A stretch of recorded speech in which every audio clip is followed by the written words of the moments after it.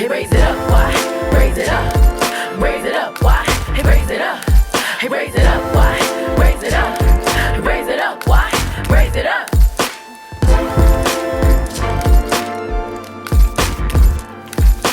North side, raise it up. South side, raise it up. East side, raise it up. West side, raise it up. Raise it up, raise it up, raise it up, raise it up, raise it up. North side, raise it up. South side, raise it up. East side, raise it up. The west side, raise it up. Raise it up, raise it up, raise it up, raise it up, raise it up. Hey loves, hey loves, hey loves, hey loves. Hi, and how are you doing? I've missed you. It's a new year. Haven't seen y'all in a long time. That's really funny because I'm only talking to the people on YouTube, and it's funnier because, of course, I'm talking to a camera right now. But I hope you all are in 2020 having an amazing time. My name is Wyann Vaughn, also known as Y, and this is another episode of Raise It Up, Y, the podcast. We are coming at you quasi-live on the last Thursday, January 2020, in an episode that we're calling How Do I Become More Self-Aware? A lot of these titles are going to be a little more self-explanatory these days, not in a bad way, but just in a way that if you all are looking for some sort of clarity regarding the things that this podcast promotes, like self-awareness, like higher and more vibrant vibes that you could be broadcasting, as well as expanding your capacity for love, which is knowledge. I want you to know what you're getting into because as of late, I've been prescribing these episodes like medicine. And when it's more straightforward, people kind of know where to go in order to find what they're looking for. I want to really thank all of you who have been rocking with us for 1 year now. This has been 1 year in the making. And I couldn't feel more proud. This is one of my proudest endeavors, I can say, that we're embarking upon. Opposite of proud is that in 1 year, I still have yet to learn how to do baby hair. So that's still... But it's behind my ear, right? So if you're on Apple Podcasts or Spotify, hello with the sound of my voice. But you can't see that I was pointing to my slick back hair. And if you're on YouTube, hey, it's good seeing you or you seeing me, however this is going. I'm thankful for you as a viewer and as a subscriber on any platform that you consume this podcast. And I have yet to get this baby hair thing down, so don't be surprised if that episode comes at you sooner than later. All right. I want to, in this episode, kind of recap this journey that I've been on. Some of you know I released my premiere body of work called the Wyann EP. The Wyann EP. If you're on Spotify and Apple Podcasts, I am holding up the EP and the back because apparently someone said I don't show the back enough. Okay, so I'm putting this down.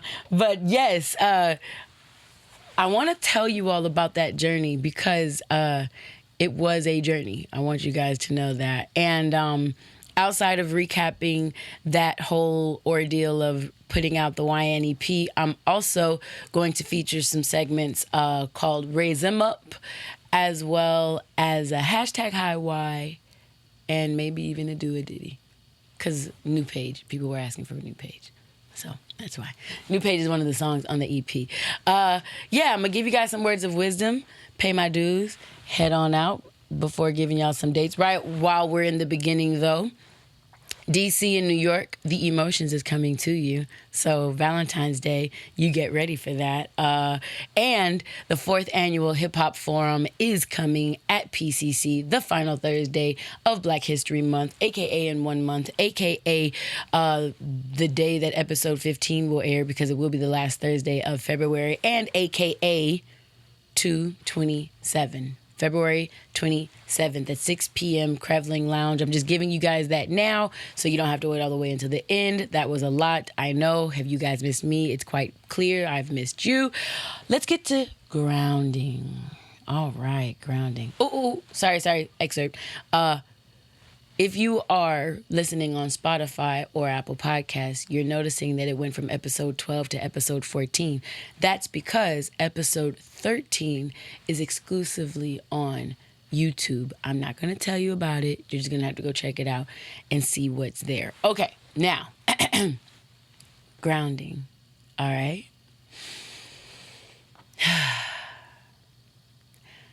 At this moment, I would like to invite all of you watching and or listening to close your eyes if you feel so inclined. If you're driving, I invite you to please keep your eyes open and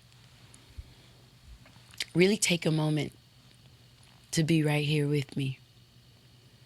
Hear my voice, feel your feet, wiggle your toes, touch your nose, and just recognize that you're here.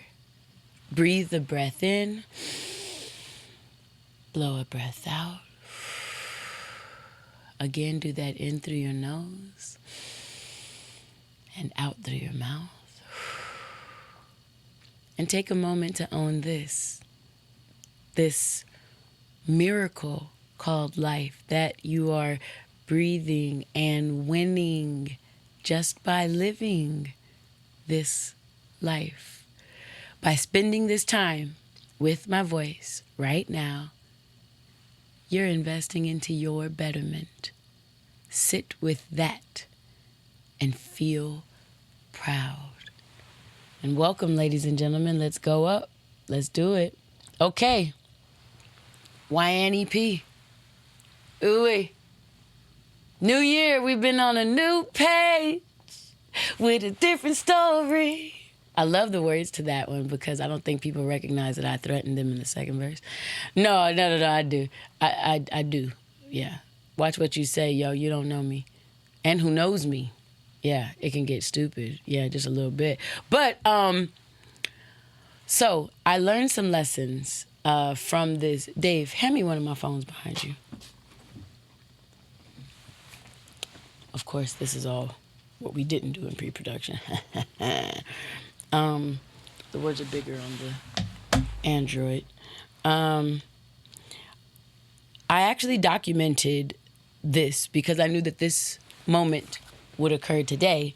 What I did was I made, you know how on Instagram you can make highlights of certain moments and stuff like that? Well, I have a whole highlight reel called the Wyann EP, and there was so much content in it. I learned that you can only have 100 stories in each highlight. So I have two called Wyann EP on the @Wyanna page, WYANNA. And this journey, this trek started with me back 14 weeks ago. 14 weeks ago is just over 3 months. Just over 3 months ago. I just wanted to read this to you because I remember feeling away, and I wrote this after writing out in the morning, which I do every morning. Here's why I focus on affirming the creative. This is what I wrote. My last two posts come from 2017 on my page at the time. I've had them in my phone and I've never put them up because I had messed up during the performances from my perspective. One was a poem. One was me singing a song. I'd misspoken on one of the poem parts and I'd missed a note on another one of the parts. Coming from a Grammy Award winning legacy and being the first master's degree holder in my family, one would think I had all of the substantiated confidence I needed to know that I was great despite a couple mess ups. And I said, nah, with this. That's when I started my trek to worthiness. Worthiness and wealth both come from within. As many depressed millionaires as I've encountered and overtly decorated artists and educators that I know that look for others to affirm them, I must repeat that worth and wealth, worthiness and wealth, general wealth, will only come from your recognition of those things from within you. So my gift to myself at 37, the age I turned last year, was that I decided I was happy with Wyann in every moment I could find to be aware of her. Flaws and all, flaws and all, beauty overall. And this was the time that I decided to announce I was going to create an EP. That is why my first project, the Wyann EP, is called the Wyann EP. Just a recognition of the chick herself.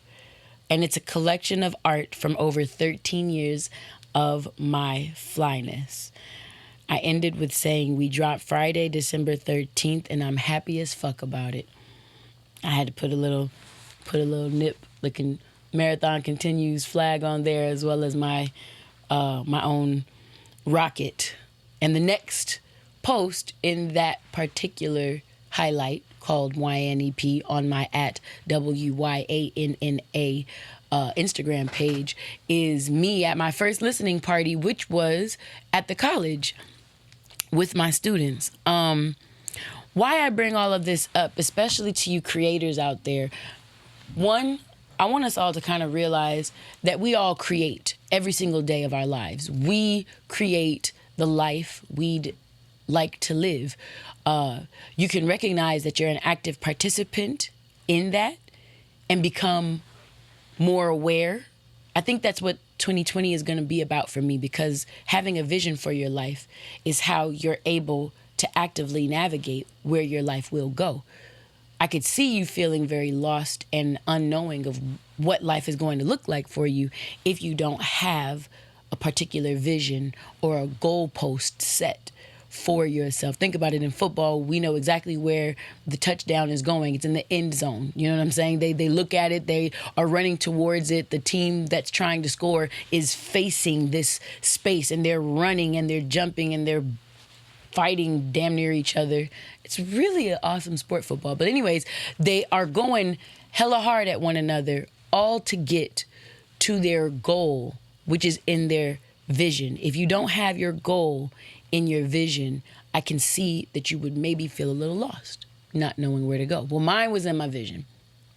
And we ended up having one of the best release parties I could have anticipated, and it went no way planned. It, at the last minute, maybe days before it was to occur, changed venues unexpectedly. First time in the history of the venue where we were going. We switched to a venue that happened to have some other activities going on that night, and we just attempted to accommodate everyone, and in the end, I feel like all of us won. The place where we ended up having the particular event, the Hot and Cool Cafe in Leimert Park, there was a show that went on, a comedy show that went on before the EP release. I feel like they got some cross promotion because some people that were coming for me came early. So I feel like new audience members created fans they may not have had. And then when my show came on, some people from the comedy show stayed that would not have probably stayed and consumed my music. So concisely, I can say the lessons learned in dropping the Wyann EP from that night. Wait. Stop. We put the music out on a platform, a distributing platform. And by some happenstance, randomly, the project didn't get distributed to the two major streaming platforms, which is Spotify and Apple Music. And I tell you, it did not necessarily happen the way that I planned it. I was stressed out. I cried. I was sad. I was like, I feel like something is trying to sabotage all of this. And of course, what ended up happening was that there was a divine timing going on that, in my opinion, lengthened the relativity of my project to where instead of it just coming out on the 13th and, having eyes on it for a minute, by the time it actually became available to the masses, it was like 2 days before the new year. People had been tweeting and texting me and spreading the word and Instagramming and Facebooking and a bunch of stuff about all of it all the way into the new year. I don't know if you know, music today has a very, very short attention span life where people really, really care about your music. They care so much for the first maybe 14, 15 days. And then if you can keep people talking about it after that, you got something. You really got something. But mostly, this is a pop and fizzle culture. So the way that things happened, it was like, in one hand, a letdown that everything didn't happen on the 13th as much as I love 13s. But on the other hand, there was this prolonged anticipation, everyone looking, celebrity friends of mine, hey, I want to put your stuff on a playlist. Where do I get, how do I, blah, blah, blah, blah, blah. People on my behalf calling up to Spotify, places, Apple, and it was a little bit of a frenzy on my side of the world. And it was really dope because I got to see a lot of people come out for me that I didn't know had my back the way that they had my back. It was a time where I can say the lessons I learned were that, one, the time to prepare for war is during a time of peace. What that means is for, I don't know, all the time that I've had this podcast, which has been a year and longer, I have a morning ritual that kind of grounds me and keeps me founded all throughout each and every day. I take time to myself meditatively. I consume brain food. I thank God for all that is dope and powerful and fly in the mornings. I have coffee. Because coffee is from Jesus, basically. Yeah. Come on, listen now. Hold up. So I have coffee, but I have coffee in my right out corner in my room, just this nice little space with all the best smelling diffused oils and things like that. I just really pamper and shower myself in the front of my day, because if I don't make sure that I get in my day, I know, I am fully aware that everybody in this life will come for pieces of my day, pieces of my time. Hey, can you?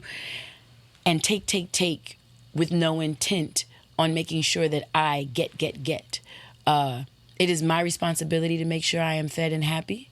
It is my responsibility to make sure that I am a whole woman each and every day, the best version of myself, no one else's.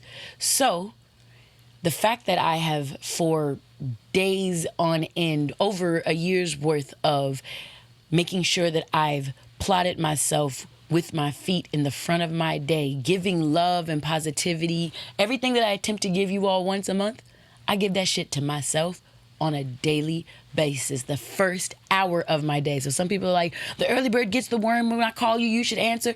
No, fuck you. Simple. The first hour of my day, and I don't care when I wake up, the first hour of my day is mine, period.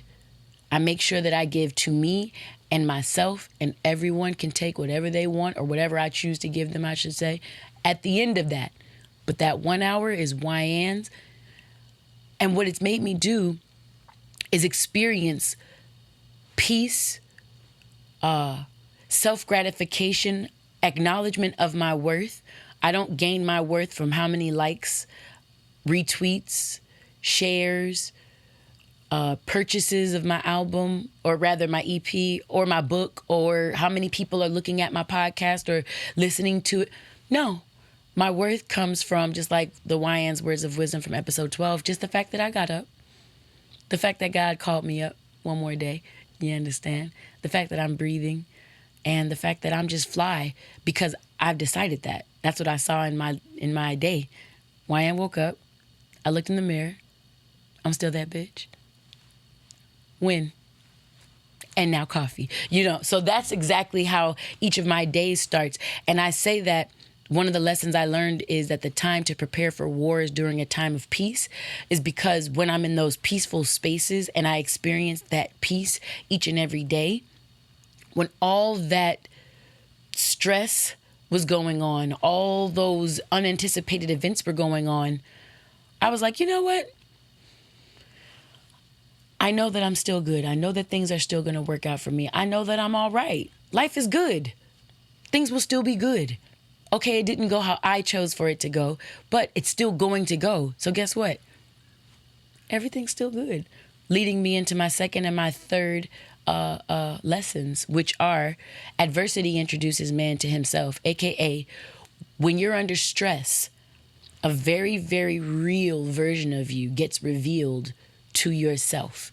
Some people are fight, some people are flight. Me, while I look at myself like a beautiful butterfly, I don't fly so well. So when adversity, when stress comes to my door, I put up my dukes and I set my feet and we gonna go toe to toe. Cause I'm gonna win. Maybe it's the Aries in me. Maybe it's the West Coast in me.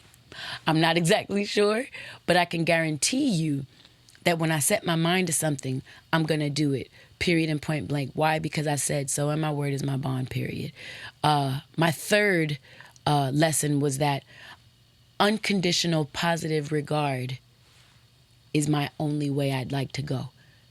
Unconditional positive regard. And I didn't just get that from the coming out of the Wyann EP. That's actually one of the things for which we stand as an MSW, as a Master of Social Work. I am a social worker, most of you guys know, and a social worker, outside of all the other things you think we are, is a trained therapist. And one of the ways that we make sure we provide the best services to people possible is by always looking at them in their highest form, in their highest light. We call it unconditional positive regard. So I think Jesus was the first social worker. So when Jesus would encounter people, he wouldn't see them in their current state. He wouldn't see them in their sickness. He would speak to the wellness in them. He would speak to the highest pieces of them that they maybe hadn't even acknowledged, but he knew that that was there. He knew those parts of them were there. And that's how I choose to look at situations, with unconditional positive regard. Abraham Hicks says the enemy to life the way you want it is focusing on life the way it is. Never heard it said like that, actually, but I really fuck with it. Damn. Oh, I was going to say we should record that. Wow. All right. And I'm having stir fry in moments from now. I'm hungry. Yeah. But the enemy to life as you would like to see it is when you focus on what is instead of what you want to be. So that unconditional positive regard, man, that's a big one. And last but not least, plan all you can, then fuck it. That's how we do that. You plan all you can, then you fuck it, or you go with the flow. In going with the flow, what I learned from putting out this doggone EP is, I guess I could have put as a number 5. God got it, man. Or who or however you believe. The universe has got your back. Love has you grounded. And trust me, when you start to walk in that belief, walk in that knowing, I can guarantee all things you do will literally feel like skating as like the most masterful Winter Olympics gold medal winning ice skater. You will literally feel nothing but fun, laughs, love, and the wind against your face as you are just cruising in this life. Plan. Don't be dumb, okay? Do plan everything that you can. And then once you have everything planned to the T, let it all go. Let it all go and watch what happens naturally, because that's probably what was meant to happen the entire time. So again, little recap of the lessons that I learned putting out that EP. I figured they were life lessons for me. They could possibly be some dope lessons for you. 1, the time to prepare for war is during times of peace. So make sure that you're experiencing peace daily so you know how to get back to it when it might be harder to find. Number 2, adversity introduces man to himself, meaning when you encounter stress, you're going to see what you're really, really made of. Mind you, it's just one very real and in the moment version of yourself. However, that stress will tell you if you are a fight type of individual or a flight type of individual. Number 3, unconditional positive regard means having nothing but the positive, the creative, the vision of what you want to see in this life in your focus. Let that be the thing guiding you. Taking your eyes off of that and focusing on all that is will distract you. It will not attract the future that you're looking for. It will simply distract you and keep you exactly where you are. And number 4, plan all you can, then fuck it. AKA go with the flow. All right. That was awesome. Stop it. Stop it. Stop it. Why did Google think I was the stop, bitch? I did not even say the name, by the way. Anyways, raise them up. So talking with some of my students, they saw a video I had done some time back on goal planning, and they said, well, it's still going to be the beginning of the year. I think it would be really good if you helped us goal plan. And there was a video they saw of me covering SMART goals, and I want to give that to you all right here and right now. SMART goals in the Raise 'em Up section, specifically for some of y'all in Ujima at PCC, Pasadena City College, who badgered me about this. SMART goals. SMART stands for specific, measurable, attainable, realistic, and time-sensitive goals. Specific. Looking at a goal, you don't want to make what you're looking to attain too broad. Something like, you know what? I want to be different next year. That's a goal. What is different? What does that look like? You know, I just want to be better. Okay, that's good too. What does improvement then look like to you? Start to spell some things out specifically, and you will begin to sharpen your vision, much like these gentlemen. They take a good amount of time making sure that the cameras that we do this podcast with are literally sharpened. They're in focus for what we're doing. That's paying attention to specific details about the image in front of that lens in order to make sure that it's capturing what we're looking for it to capture. Because I'm sure, Chris, you could make this focus on something behind me, couldn't you? Mm-hmm. Exactly. So depending on what you want to focus on, it will depend. That will determine what you're looking to go towards. All right.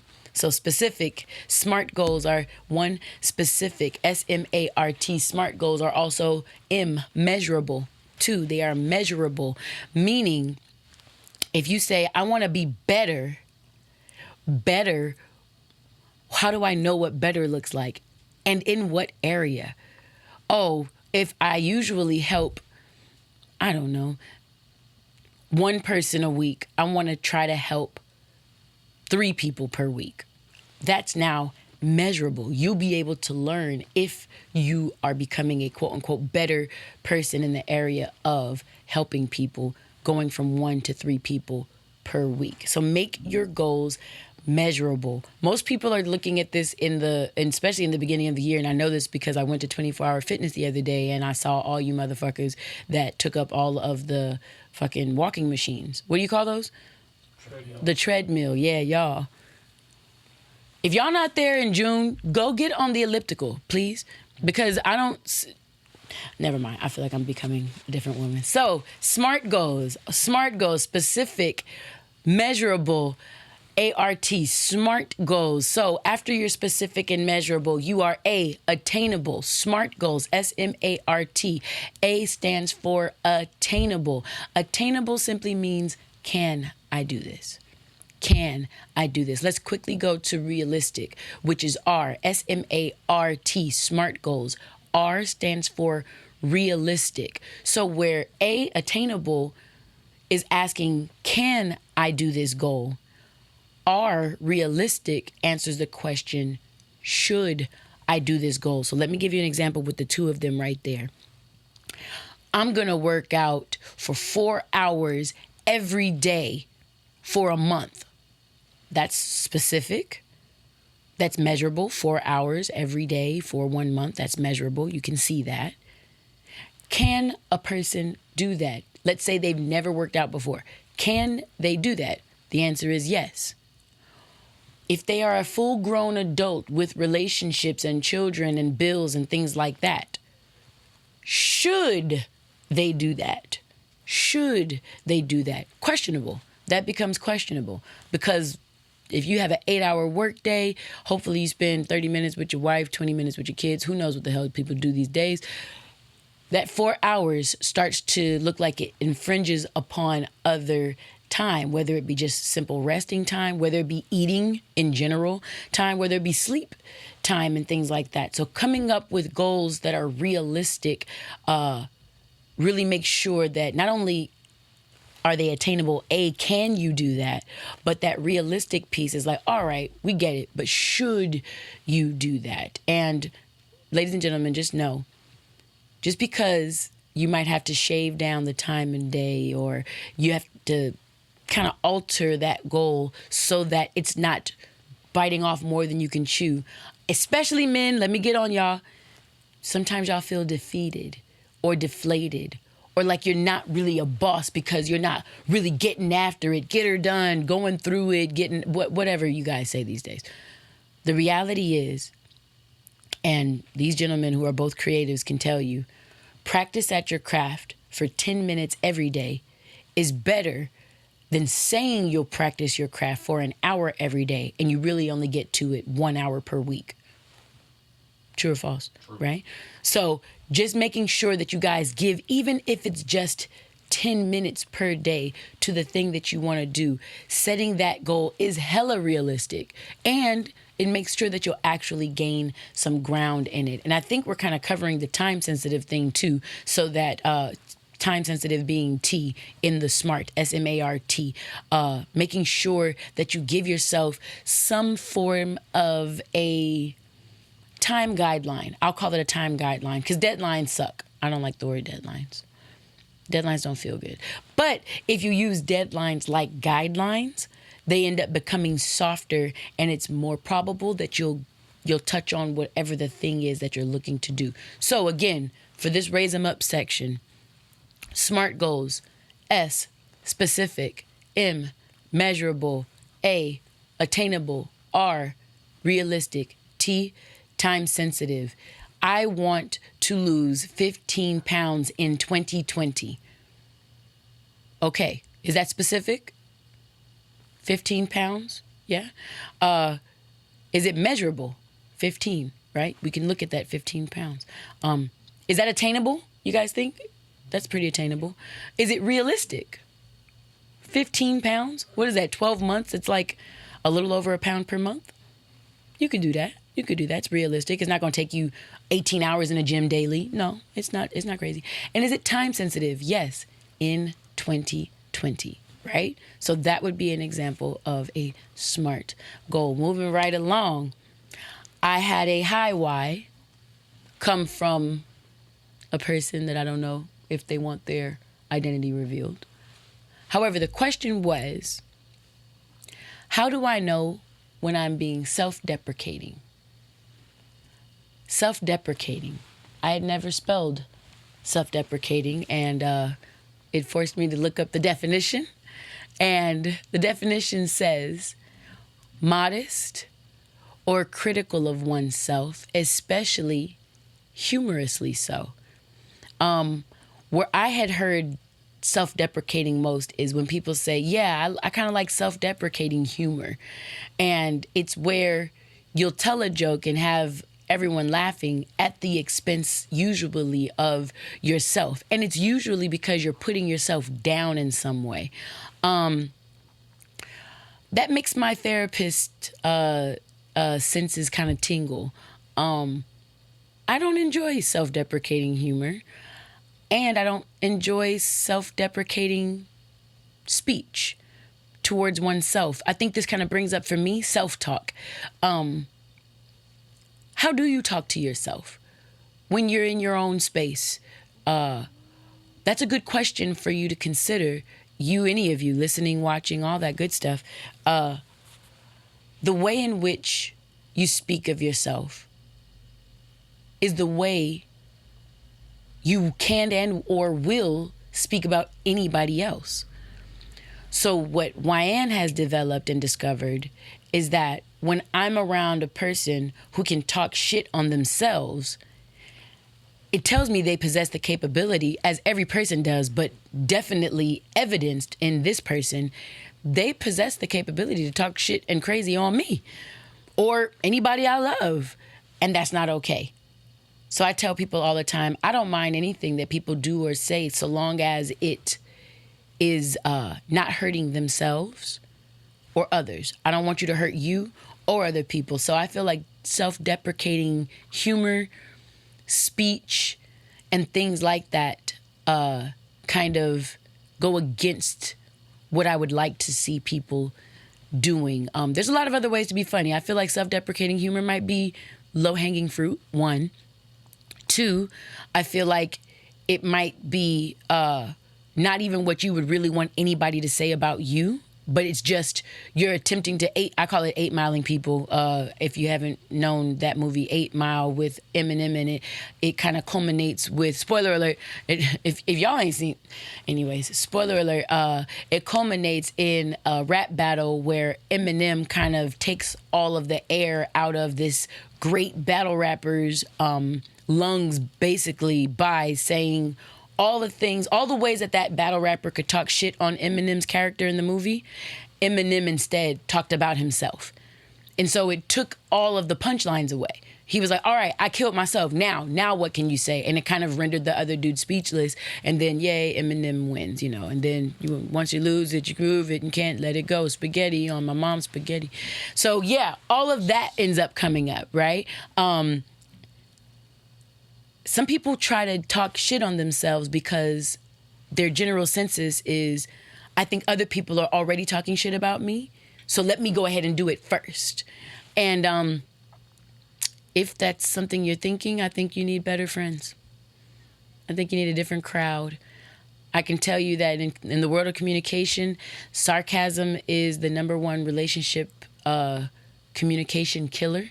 And if communication is like one of the biggest keys to making a relationship work, using sarcasm is one of the quickest ways to begin to destroy a beautiful thing that you might build with someone. That includes you to yourself, right?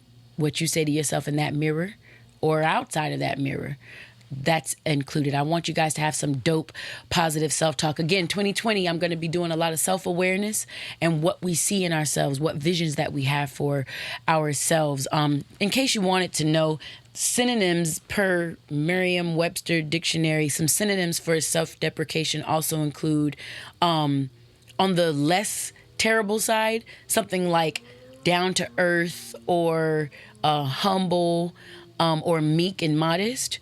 But on the more critical side, they have words like lowly. They have words like submissive. They have words like unaggressive, cowering, shrinking, naive, things that I don't think people want to be associated with. Passive, especially the individual that brought this to my attention was a male, and we were talking about this about another one of the friends that we knew who is also male. I don't think any man wants to come off as passive, naive, underconfident, unaggressive. That's not really y'all vibe. It's not. And if it is, then y'all keep doing it. Because whatever you're looking to do, I hope you find that. But if you aim for nothing, also, don't be surprised when you get that. All right? Start finding something that you want your life to look like. Get your visions for your lives together in 2020.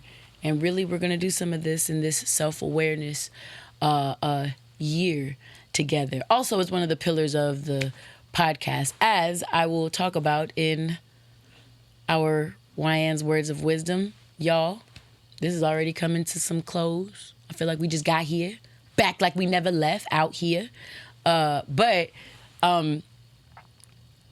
episode 12's Wyann's Words of Wisdom, I think some of you guys really felt that, talking about your self-worth.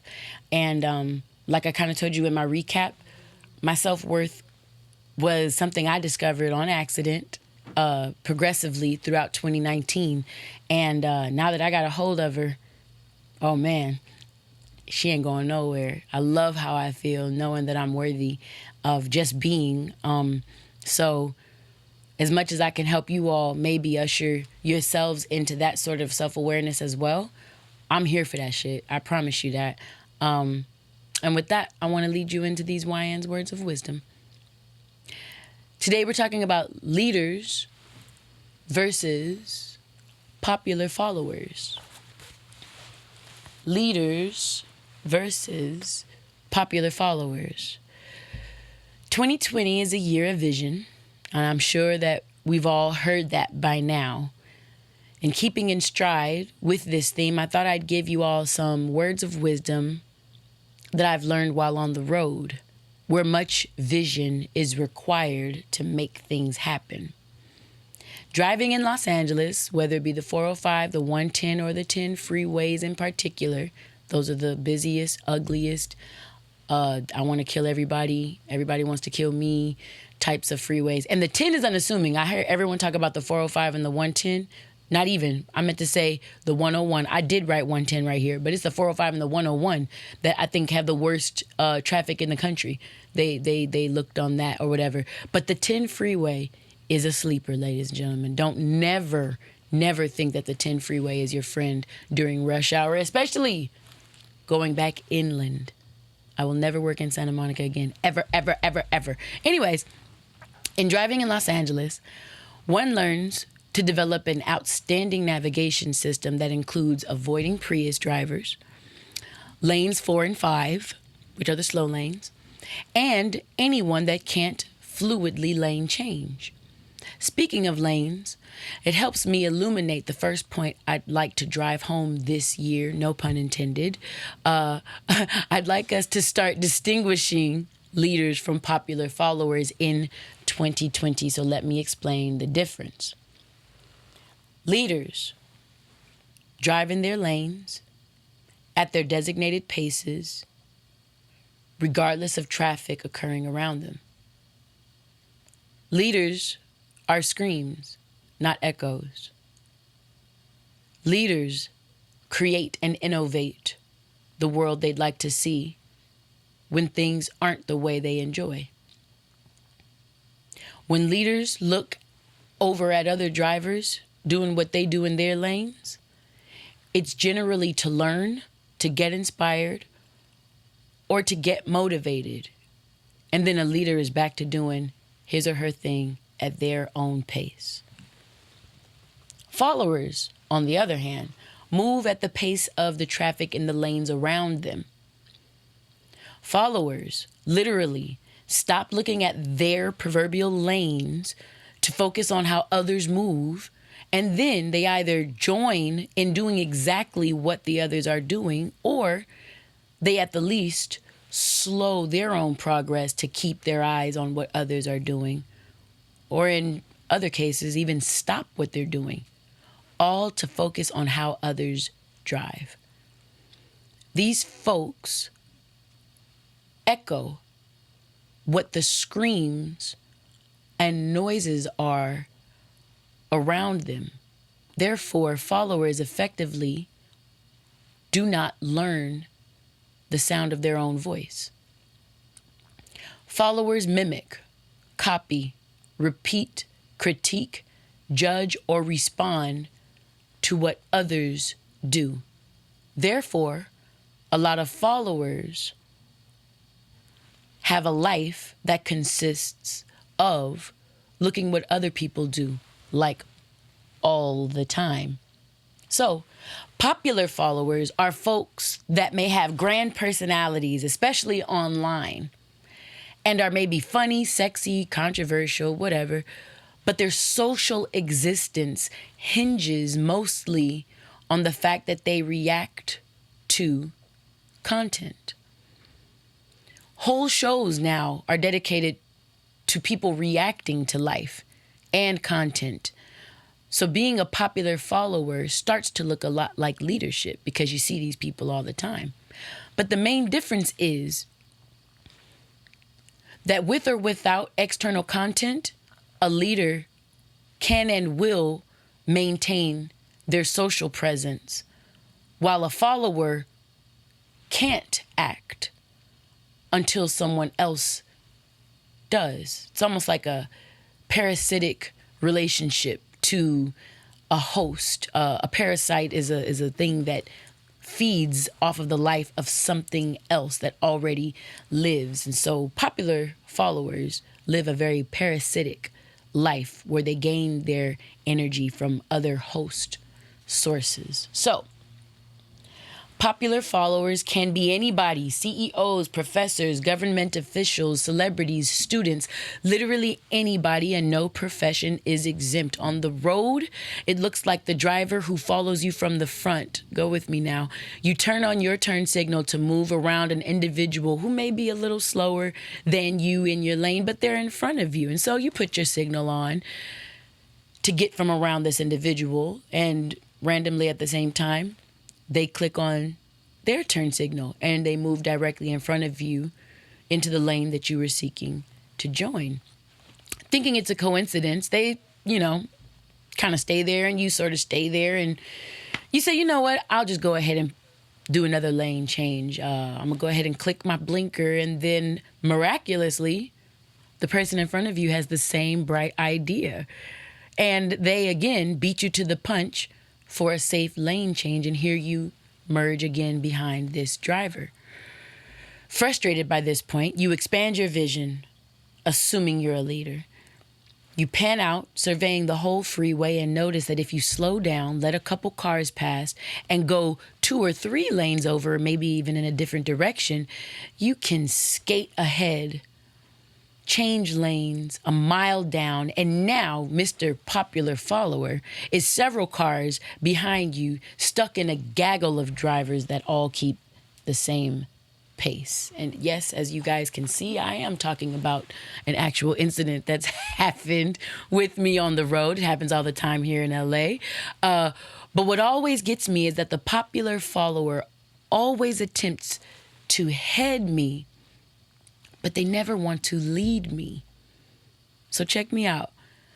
The person merges to be in front of me. It reminds me of when you were in grade school and there was the kid that always wanted to be in front of you in the line leader and all that sort of stuff. But this person in this car, this driver, he gets in front of you in a new lane to do the same slow speed he was doing in the lane before. Like, wait, what? Popular followers don't lead. They just want to be in front.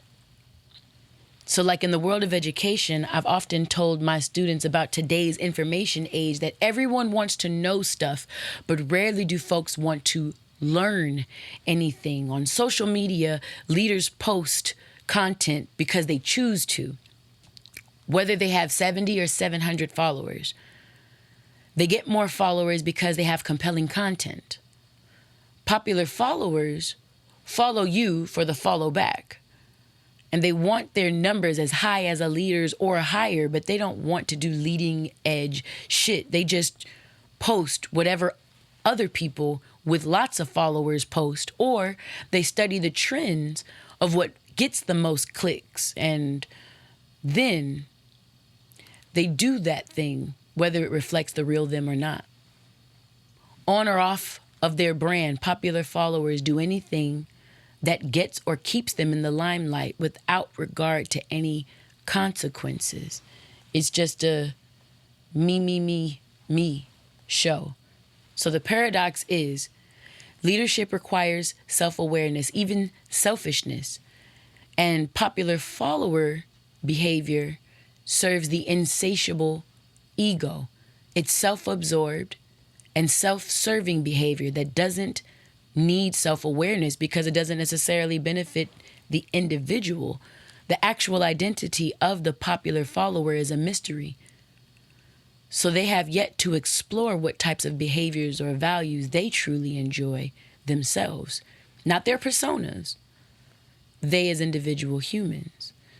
So it is my hope that aspiring leaders consume this show. Raise It Up Why as a podcast looks to serve as a mecca to developing leaders, and self-awareness is one of our cornerstones. This year, I think I'll touch on self-awareness just to make sure we're spreading that type of non-corny positivity that you always hear me talk about. And by the way, when I call something corny, I'm calling it corny because it's fake or it's inauthentic. A cornball as a person is a popular follower attempting to make believers out of leaders. We're going to spend 2020 calling out busters, and be prepared if a couple names come up that y'all might not want to hear this year, my loves. But like my cousin Maya Smith's The Dew shampoo states, realness in hip-hop and in life is sucker free. And that's how we plan to stay all 2020. And those are my words of wisdom for today. And before I go,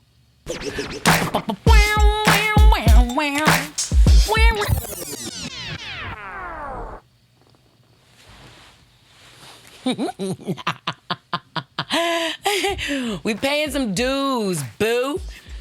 Today, y'all like to know what I be using on my hair.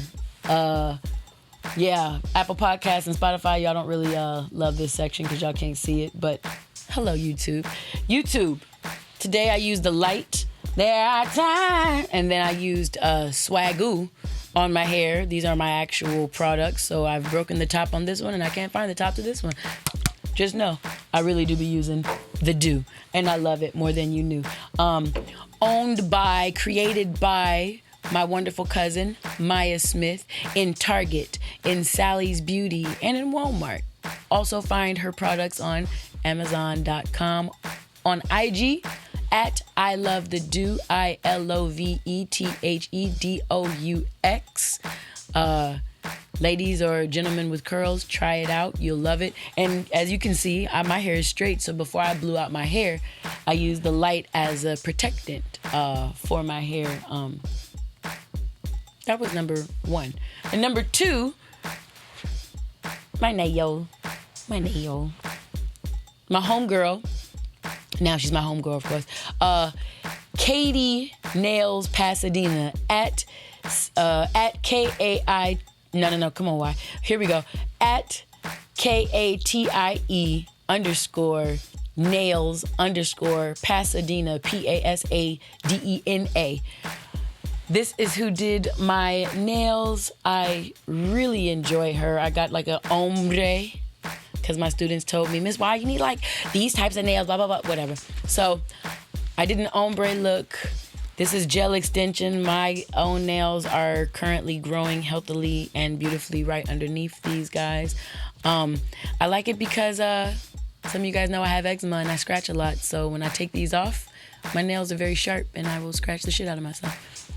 So this gel extension thing is very nice and I enjoy it a lot. Third but never least, where did the EP go? Oh.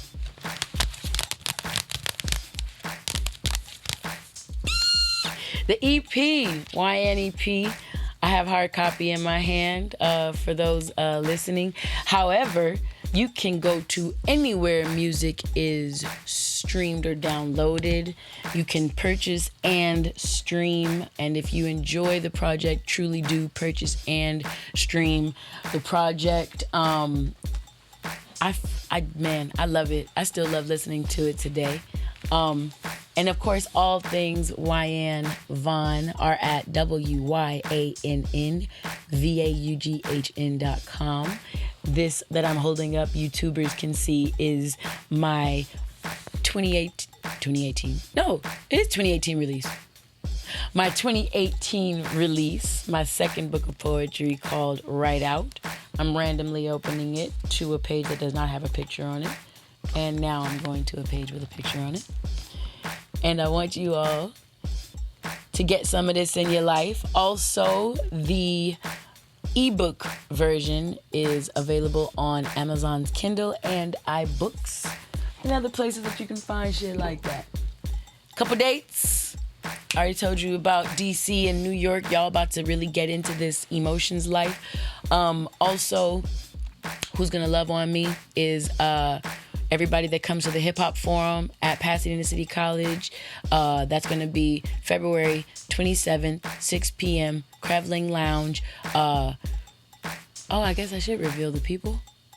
Because, yeah, we won't have another one on that same day. So we're going to have Terrace Martin, DJ Pooh, Tiffany Goucher, and the wonderful 1500 or Nothing squad. I'm pretty sure that means Rance and James that's going to be there.